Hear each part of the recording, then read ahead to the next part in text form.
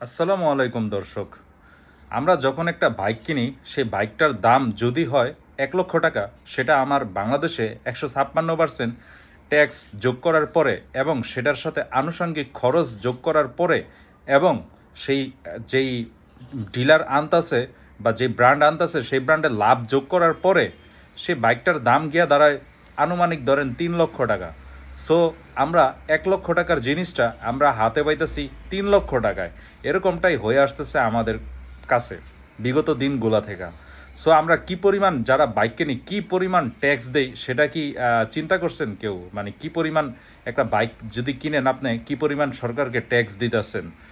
So তারপরে এই বাইকটা যখন আপনি কিনেন, বাইকটা রেজিস্ট্রেশন করেন, রেজিস্ট্রেশন করতে বাইকে মানে ব্র্যান্ড বেদে সেটা ১৫,০০০ থেকে ২০,০০০ টাকার উপরে সেটা রেজিস্ট্রেশন আপনার কস্ট দিতে হয়। সেই সাথে সেটার জন্য আপনাকে ২ বছর সর্বনিম্ন একটা ট্যাক্স দিতে হয় সরকারকে, ট্যাক্স টোকেন। সেটা ১০ বছরও আপনি একসাথে দিতে পারেন। তো এরকম এই টাকাগুলো দিয়া মানে আপনি তো বাইক কেনার সময় এককালীন একটা বিশাল পরিমাণে ১৫৬% আপনি ট্যাক্স দিতেছেন সরকারকে। আবার বাইক রেজিস্ট্রেশন করতে সরকারকে দিতেছেন ১৫,০০০ থেকে ২০,০০০ টাকা। আবার আপনি যখন এটা মানে কিনছেন তখন আবার ২ থেকে ১০ বছরের আপনি একটা ট্যাক্স দিতেছেন। এতগুলা ট্যাক্স দেওয়ার পরে আমরা যখন বাইকটা চালাই তারপরে শুনি আমাদের সরকার নাকি আবার আমাদের উপরে নতুন করে ট্যাক্স ধার্য করতেছে। মানে এটা কোন ধরনের সর্বোচ্চ লেভেলের ফাইজলামানি হইলে এরকম করতে পারে? মানে যারা নীতি এই সিদ্ধান্তটা নিছে এরা কি মানে চিন্তা ভাবনা করে নাই, নাকি মানে কি তারা কি ধ্যানে আছে? মানে আপনার আপনার টাকার দরকার হলে আপনি অন্য খাত থেকে করবেন।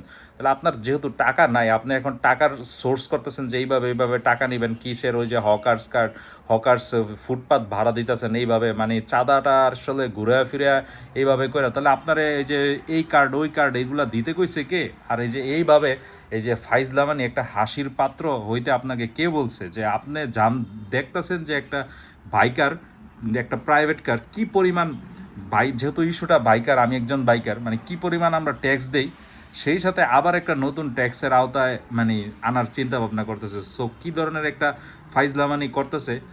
আমরা ট্যাক্স দিব না এবং দিতে দিব না, এই অতিরিক্ত ট্যাক্স আমরা তো প্রতি ২ বছর পর পর ট্যাক্স দিতেই আসি। আর সবাই এই যে এই যে সিস্টেমের মধ্য দিয়ে আসতেছে। সো এটা একটা ফাইজলামানি।